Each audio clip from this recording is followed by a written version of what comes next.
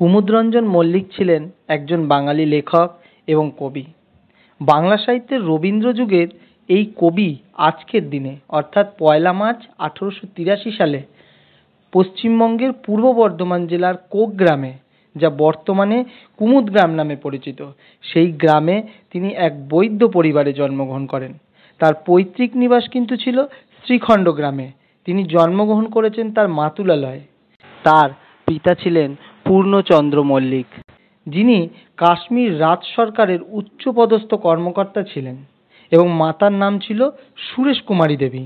কুমুদরঞ্জন মল্লিক 1901 খ্রিস্টাব্দে এন্ট্রান্স, 1903 খ্রিস্টাব্দে কলকাতার রিপন কলেজ থেকে FA পাশ করেন।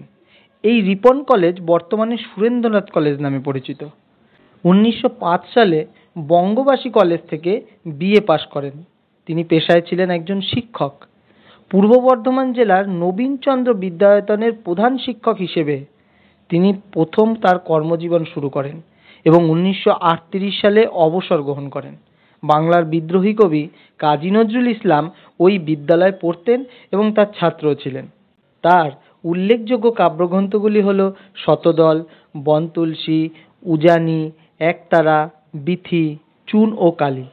এই চুন ও কালী কাব্যগ্রন্থ প্রসঙ্গে আরও একটি বিষয় বলা যেটি খুবই দরকার, সেটি হচ্ছে কপিনজল ছদ্মনামে তিনি চুন ও কালী ব্যঙ্গকাব্য রচনা করেন।